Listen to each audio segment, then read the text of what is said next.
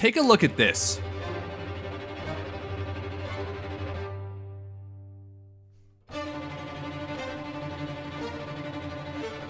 This endgame Barrage build that I'm about to show you feels insanely good to play. Not only does it have great AoE, solid boss damage, and some crowd control, but it also has survivability. Something that most rogue builds lack, including my own previous builds, is defensives. In this video, I'm going to introduce you to the Barrage Rogue. So sit back, grab your notepad, and let's break this build down. Now, I'm not going to go through and show you all the skill points I've applied in this video. Rather, for convenience sake, I've provided a D4 planner below that's going to show you all the skills, passives, paragon points, and aspects that this build uses. If you're someone who prefers seeing the in-game screen, trust me, build planners are going to save you a lot of time and frustration that comes from non-stop pausing a video to copy skills, paragon points, aspects, and everything else. However, I will quickly walk you through the choices I've made for this build so you can understand how it functions. For my basic skill, I've chosen to go with Puncture. Surprise, surprise. But if you're somebody who prefers a more archer style of play, you can absolutely go Forceful Arrow. It's all based on preference. Then for our spender, no surprise here, we're using Barrage. For my personal choice mobility skill, I've selected Shadow Step.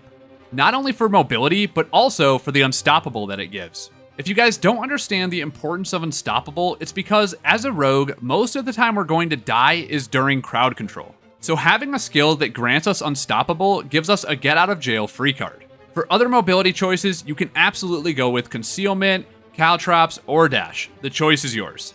Then for my main two skills, I'm running poison and shadow imbuement. Now, because I understand not everybody loves imbuements, I have tried a physical variant of Barrage, which takes no imbuements, but the build feels rather lackluster without the extra oomph that imbuements provide us. I literally paid 10 million gold to fully invest into a physical variant, and it just felt night and day worse than the double imbuement route.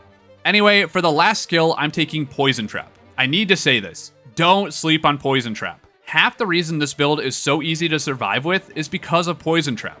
Not only does it knock up enemies, but with countering Poison Trap, it also has a 30% chance to reset our imbuement cooldowns, which is very nice to have. So that's a highlight of the skills, but if you want to copy and paste all the skill points, passives, paragon points, and more, head over to the D4 planner link down below. Even though the aspects are linked below, there's a couple I want to talk about. The first two being Umbrous Aspect and Mangler's Aspect. These two cannot be obtained in your codex, so you have to find them on legendary pieces of gear and extract the aspect. I want to mention here, Umbrous Aspect is very important, and it's the reason that I've spec'd 3 points into Dark Shroud in the skills page, but I'm not running it on my hotbar. So if you can't find Umbrous Aspect, don't worry. You can spec the points into something like Debilitating Toxins, Stutter Step, or even put more points into Trick Attacks if you like. Also, for 2 more aspect options, if you can't find Umbrous Aspect, you can absolutely run Aspect of the Protector, which is really nice, or Cheats Aspect. Then, I want to talk about my choice to include Mangler's Aspect in this build. So, my problem with most ranged rogue builds has been survivability.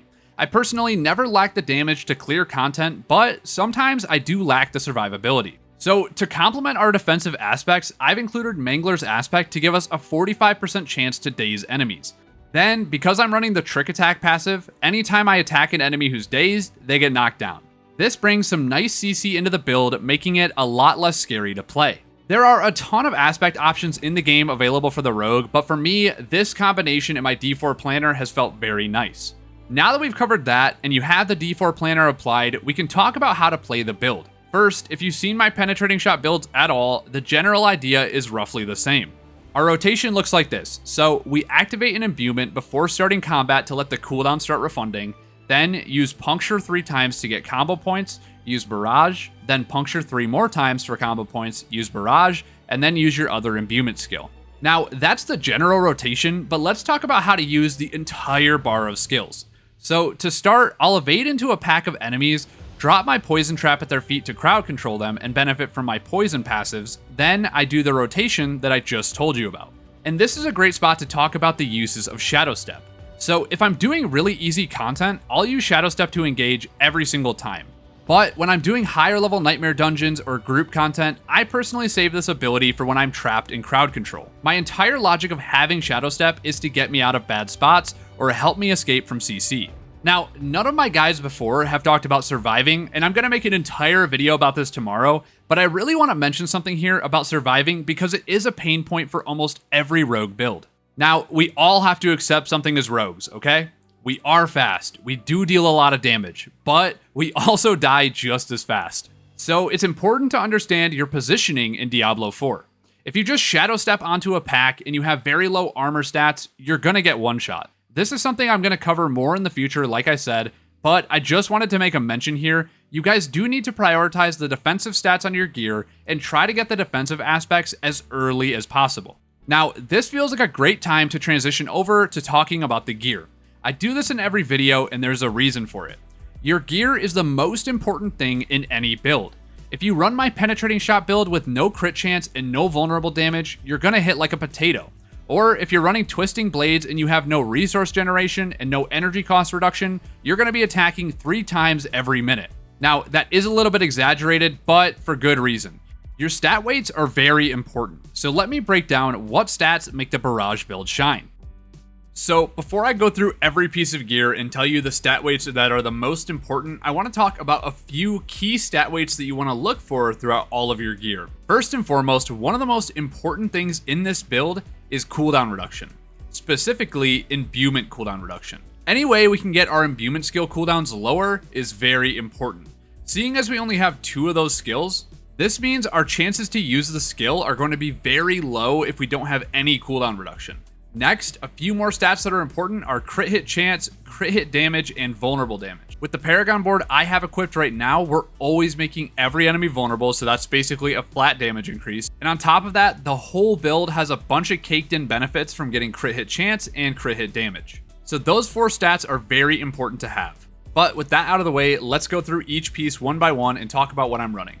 So for the helmet here, you can see I have cooldown reduction, dexterity, 4 ranks of shadow imbuement, and maximum energy. Now, I will say for this build, you don't necessarily need the maximum energy because I haven't personally been running into any energy problems with this build, and that's important because we are running Edge Masters in this build, just as a heads up. Anyway, for the chest piece, I'm running shadow damage, damage reduction, total armor, and percent damage. Now, ideally, that shadow damage would be something like damage reduction from close enemies or damage reduction from distant enemies. Really, any more defensive stats would be preferable, but this chest isn't perfect. Then for the gloves, these are a very good example of a very good pair of gloves. So you see here we have crit strike chance, 4 ranks of Barrage. Now the 4 ranks of Barrage is very important in my opinion because it helps with the base scaling of the ability. Then we have critical strike damage with imbued skills, very nice to have. And then attack speed. The attack speed is very important. Now I will mention for that line you see critical strike damage with imbued skills, you could put lucky hit chance there as well because it's going to synergize with a lot of different parts of this build, so keep that in mind. Anyway, onto the pants, you want to make sure you have as many defensive stats on your pants as possible. Some good examples are total armor, damage reduction, dodge chance isn't terrible, and then damage reduction from close enemies is very good. Then for the boots, there's 3 stats here we really care about: energy cost reduction, movement speed, and then either dexterity or all stats. Then for the 4th line, you can have anything like dodge chance, and then for that last line, you can have any kind of defensive value. So before I go into the bow here, my crossbow is not perfect here. In an ideal world, you would have vulnerable damage, core skill damage, critical strike damage with imbued skills, and then flat critical strike damage. That would be the best in slot bow in my opinion, but you can see here, my bow, far from being best in slot. Then for my first melee weapon, I'm running Condemnation, so I don't get to choose my stats.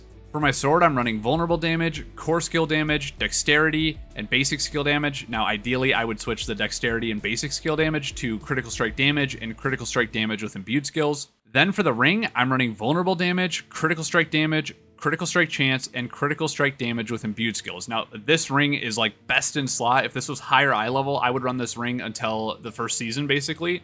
And funny enough, I actually bought this from a vendor. I'm not sure if you guys know, but vendors are very nice to buy gear from later on, so do keep that in mind. Anyway, for my next ring, I'm running vulnerable damage, crit strike chance, crit strike damage, and then I have a damage to crowd control enemies line here, which isn't terrible because we do put out a lot of CC with this build, but ideally I would change that line to critical strike damage with imbued skills. Then finally, the amulet is the most versatile piece. You can have a lot of different things here. Now, my amulet by no means is the best in slot, but I do have damage reduction from distant enemies, 10% damage. That 10% damage is very nice. 3 ranks of exploit is a pretty big DPS increase, and then energy cost reduction is a very nice quality of life thing. Ideally, I would like to change a couple things here. I would like energy cost reduction to be cooldown reduction. Then I would also like that damage reduction from distant enemies either to be a flat damage reduction or movement speed. But that's it for the gear. Hopefully that helps you understand what you're going to need to pull this build together to find the most success. So now that I've talked about the gear, since the last time I did this got really good feedback, I'm going to go through and commentate myself doing a nightmare dungeon with this build, talking you through the choices I'm making and some of the key things I'm doing along the way. Alright, so I'm going to talk my way through this nightmare dungeon here, tier 57. Not super easy, not super difficult. I wanted to pick a tier that wasn't going to, be too much of a challenge so I can still talk, but also I'm not going to be one-shotting every enemy. So it's a nice balance here. Okay, so right away I'm seeing this elite. I'm shadow stepping on him, poison trap. I'm going to go kill the other one actually, really quick. Then I'm going to go back for him. Okay, now the elites are dead. Or not the elites, the shield mobs. We're good. Jump. One important thing I haven't talked about yet in this video is the fact that I am running siphoning strikes. So if I am close range to enemies, it's not the worst thing in the world because I'm actually benefiting from my leech. I have like natural healing if I'm close to enemies, so sometimes you'll notice that I do try to stay close to enemies, especially in big packs, so I can benefit from our passive. So again, one big thing here that I've already explained, but I want to run you through again. Obviously, we're trying to use any imbuement we can, but if you have the luxury of choice, anytime you're in an AoE situation, you want to make sure you're using shadow imbuement, and anytime you're in a single target situation, you want to use poison imbuement. 2 very important things, but the most important thing about it is just that you're cycling them in general. Shadow step out of the CC. Pot for some health.